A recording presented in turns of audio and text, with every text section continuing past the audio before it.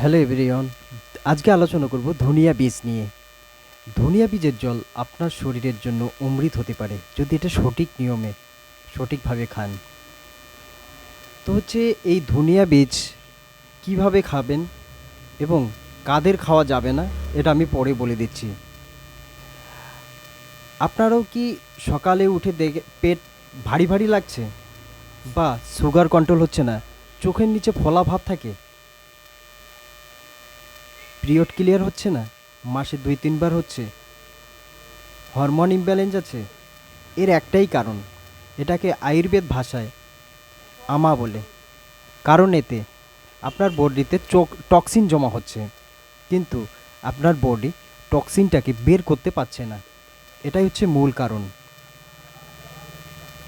ধনিয়ার বীজে লিনোনল থাকায় আপনার শরীরে কি করে, আপনার শরীরের ফোলা ভাব কমিয়ে দেয় এবং ধনিয়ার ভিতরে ফ্লোনয়েডস থাকায় আপনার শরীরে ন্যাচারালাইজ যে ফ্রি রেডিক্যালস হয় সেটাকে শেষ করে দেয়, কমিয়ে দেয়। এতে আরও কি আছে, এতে আয়রন আছে, ম্যাগনেসিয়াম আছে, ভিটামিন সি পাওয়া যায়, যা আপনার হাড় মজবুত রাখে ও ইমিউনিটি বাড়িয়ে দেয়। পরীক্ষায় দেখা গেছে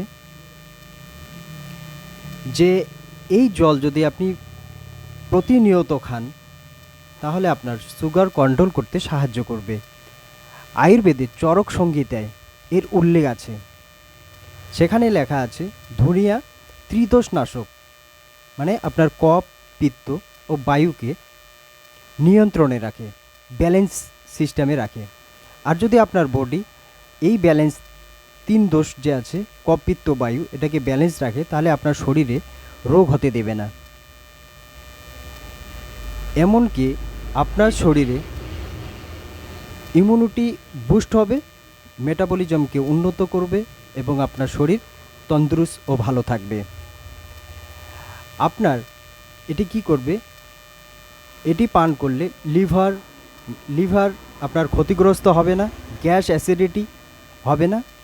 ধনিয়া বীজে যে তথ্য পাওয়া যায় যা আপনার প্যানক্রিয়াসকে বলে দেয় যে আপনি সঠিক মাত্রায় ইনসুলিন বানান। আর যদি আপনার বডি সঠিক মাত্রায় ইনসুলিন বানায় তাহলে আপনার সুগার নিয়ন্ত্রণে থাকবে। এটা আপনার কি করবে, পিসিওডি, পিসিওএস যাদের আছে সেই হরমোন ইমব্যালেন্সকে ব্যালেন্স সিস্টেমে নিয়ে আসবে।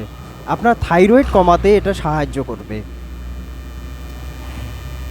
আপনার আরও অনেক কিছু যা বলে শেষ করা যাবে না, তো ভিডিওটা বেশি লং হয়ে যাবে। এজন্য আমি যা বললাম আপনারা সঠিকভাবে যদি খেতে পারেন অবশ্যই এই রোগগুলো থেকে আপনার নিস্তার পেয়ে যাবেন। আপনাকে কি করতে হবে, 300 ml জল নিতে হবে। 300 ml জলের মধ্যে রাত্রে 1 চা চামচ গোটা ধনিয়া দিবেন। মাঝখানে যে একটা ভাঙ্গা ধনিয়া পাওয়া যায় সেটা নেবেন না, গোটা ধনিয়াটা নেবেন, সেটা দিবেন 1 চামচ। 300 ml জলের মধ্যে 1 চামচ আপনি ধনিয়া রাত্রে ভিজিয়ে রাখবেন 4 চামচের। সকালবেলা সেটা যখন আপনি খাবেন সেখানে 1 চামচ লেবু, 1 চামচ লেবুর রস আর 1 চুটকি সৈন্দব লবণ বা বিট লবণ, কালো লবণ, এটা দিবেন। এটা দিয়ে আপনি সকালবেলা খেয়ে নেবেন। এটা 21 দিন করবেন। 21 দিন পর আপনি 7 দিন আর খাবেন না, 7 দিন না খেয়ে পরে আবার চালু করে দেবেন 21 দিন। এভাবে প্রতিনিয়ত খান, যে সমস্যাগুলো বললাম সেগুলো সমাধান করতে সাহায্য করবে। এবং আপনার কি করবে, এটি কারা কারা খেতে পারবে না, কিডনি রোগী, যাদের কিডনি রোগে যারা ভুগছেন অবশ্যই আপনার ডাক্তারের সাথে পরামর্শ করবেন। আর যে সমস্ত মহিলা প্রেগনেন্ট আছেন তারা অবশ্যই এটা খাবেন না। আর যাদের সুগারটা কন্ট্রোল রাখতে চান অবশ্যই ডাক্তারের পরামর্শে এটা খাবেন, কারণ আপনার যে ওষুধ খাচ্ছেন তার সাথে যদি এটা খান তাহলে আপনার সুগার একদম নিচে নেমে আসতে পারে। তো এই সাবধানতা অবলম্বন করবেন এবং আপনার এই জলটা খান এবং এর থেকে উপকৃত হন। আজকে এখানে রাখছি, আবারও দেখা হবে নেক্সট ভিডিওয়ে।